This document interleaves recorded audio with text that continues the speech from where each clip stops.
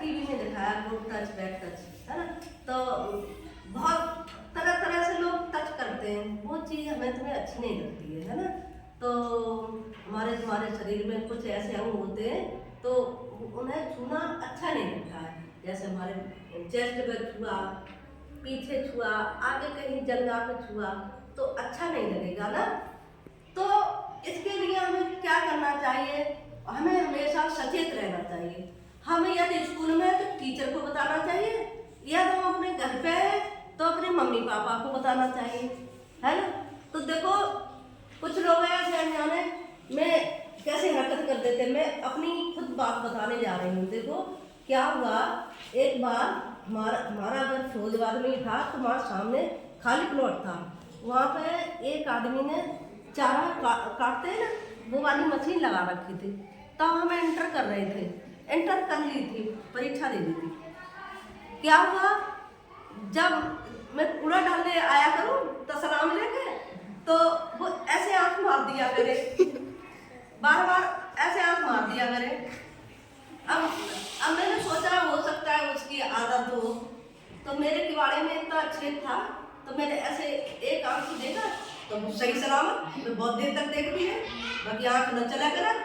और फिर मैं तुरंत ही इकट्ठो करके फिर मैं गई, तो जैसे ही फिर नजर पड़ी तो उसने फिर आंख मार दी। अब मैंने कहा कि तो गड़बड़ कर रहा है। अब मैंने कही पापा से अपने से, अब देखो इतना बूढ़ा आदमी था कि मेरे पापा को भी मतलब विश्वास नहीं हुआ कि ये आदमी ऐसे हरकत कर सकता है। लेकिन मुझे पता था, क्योंकि मैं कई दिनों से उसको नोटिस कर रही थी कि ये आंख ही मारता है। उसकी मैंने आगे पीछे भी जांच पड़ताल कर ली। हो सकता है किसी की बात करते हुए आंख झपक जाती हो, तो मैं सोच रही थी यही हो रहा हो, लेकिन वो जानबूझ के करता था। अब क्या, अपने पापा से कहा, बड़े डरते डरते, तब तो ये था कि हिम्मत ही नहीं देती थी मम्मी पापा से। अब तो देखो मीना मंच के माध्यम से तुम्हें बहुत सारी बातें तुम्हें बोलना, बेझिझक बताना, जो तुम्हारे हेल्पलाइन नंबर इतने सारे तुम्हें सुविधा के अनुसार दिए हुए हैं। तो हमने पापा से कहा, पापा बोले चल लड़की कैसी बात बना रही है, वो इतना बूढ़ा आदमी ऐसी हरकत कर सकता है कि, लेकिन ना पापा सच में वो ऐसे करता है। मैंने पीछे भी देखा, मैंने जब तुमने बताया पापा को बहरहाल हिम्मत नहीं पड़ी, मतलब पापा ने उससे कहा नहीं कि जितना बूढ़ा आदमी है कैसे हरकत कर सकता है।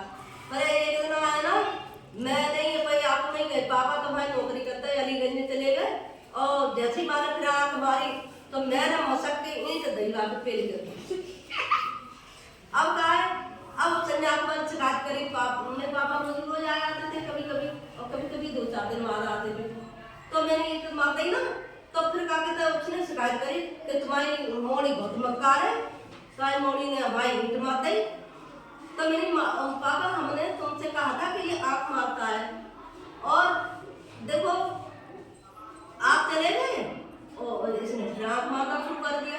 अब मैं कूड़ा डालने तो बाहर आऊंगी ना, पहले ऐसे ही गली गली आने में साइड से भूरा भूरा हुआ करता था, तो खाली प्लॉट था, उसी में किराए पे दे दिया था, पापा का ही वो था।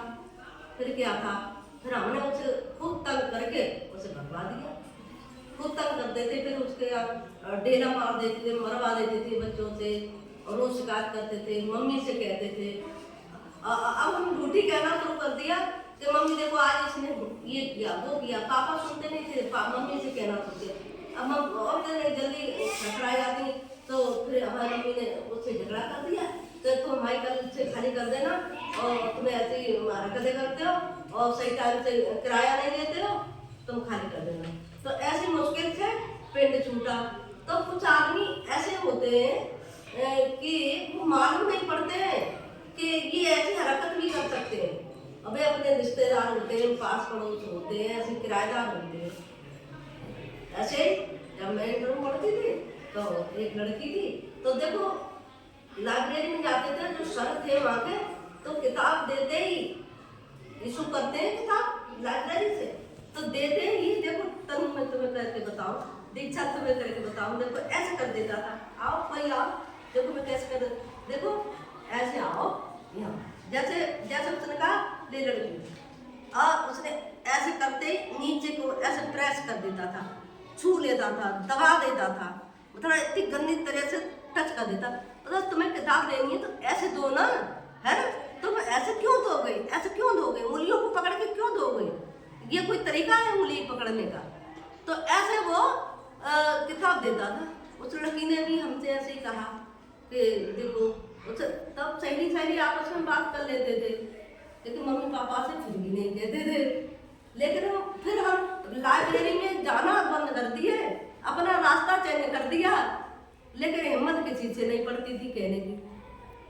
ठीक है, तो बच्चों हमें ये नहीं है कि हम लड़कियां ही सुरक्षित रहें, लड़के भी इसी घेरे में आ जाते हैं। समझ में आ रही है? लड़कों के साथ भी आए दिन अखबारों में निकलती रहती है, लड़कों के साथ भी अभद्रता का व्यवहार कर दिया जाता है, उनके भी ऐसे प्राइवेट अंगों के साथ मतलब छेड़छाड़ कर दी जाती है। तो ऐसी बात नहीं है कि लड़कियां ही, लड़के भी सुरक्षा अपनी बरतें, और खासकर तो बेटियां तो इन चीज़ों से बहुत ही सावधानी से घर बाहर रिश्तेदारियों में अपना बचाव करके ही रखें। और हमने तुम्हें हेल्पलाइन नंबर बता दिए हैं, और कितना है 1098 और